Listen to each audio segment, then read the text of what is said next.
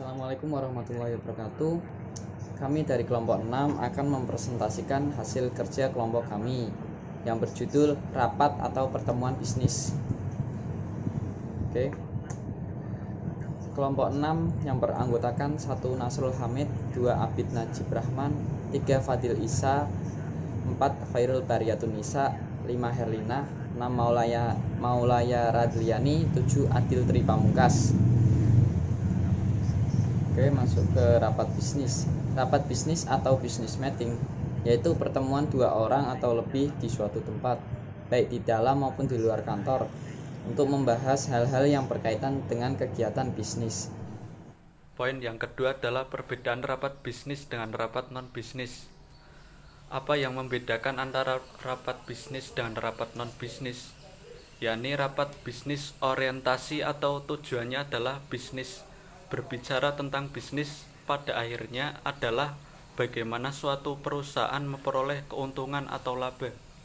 Yang kedua, rapat non-bisnis orientasi atau tujuannya bukan berorientasi pada bisnis, misalnya untuk tujuan sosial kemasyarakatan, peningkatan pelayanan kesehatan dan pendidikan. Selanjutnya, tujuan rapat.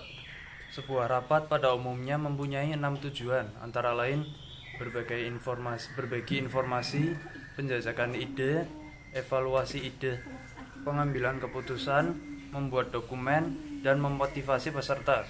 Dalam konteks bisnis, penyelenggaraan rapat bisnis tidak harus mencakup ke-6 tujuan tersebut. Rapat bisnis diselenggarakan oleh sebuah perusahaan bisa saja hanya dimaksudkan untuk menginformasikan berbagai informasi penting yang diketahui oleh peserta rapat, diikuti dengan sesi tanya jawab.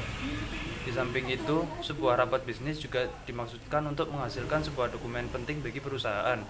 Rapat bisnis juga dapat dimaksudkan untuk memotivasi para peserta rapat. Jenis rapat bisnis. Yang pertama, rapat konsultasi atau advisory meeting disebut juga sebagai suatu rapat berbagi informasi kepada pihak lain. 2. Pengarahan atau briefing, cenderung hanya menyampaikan informasi atau memberikan arahan. 3. Rapat komite atau komite meeting merupakan suatu bentuk pertemuan sekelompok orang yang memiliki latar belakang profesi atau pekerjaan yang berbeda. 4. Rapat dewan atau council meeting merupakan pertemuan yang terdiri atas sekelompok orang dengan latar belakang minat yang berbeda. Yang kelima, negosiasi atau negotiation merupakan proses komunikasi atau transaksi antara kedua belah pihak yang memiliki tujuan, persepsi, sudut pandang, dan kebutuhan yang berbeda untuk membentuk kesepakatan tentang suatu hal demi kepentingan bersama. Yang keenam, rapat informasi atau informational meeting merupakan suatu pertemuan antara 2 orang atau lebih di suatu tempat untuk menyampaikan informasi tertentu kepada para peserta rapat bisnis. Yang ketujuh,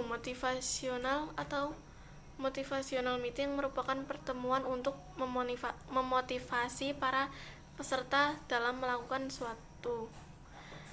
Yang kedelapan, rapat partisipatif atau participatory meeting merupakan pertemuan untuk meningkatkan tingkat partisipasi dalam rapat bisnis. Agenda rapat bisnis akan menjadi acuan bagi para peserta rapat bisnis agar rapat bisnis tersebut dapat berjalan dengan baik dan lancar.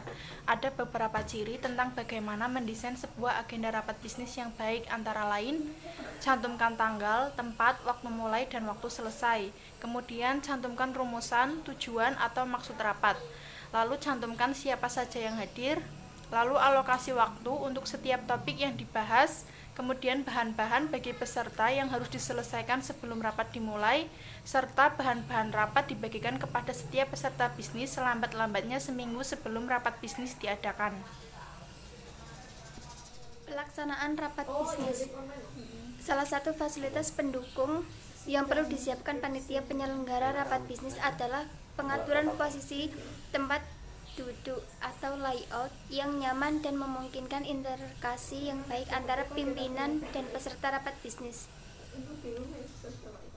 Dan yang terakhir adalah tindak lanjut rapat bisnis.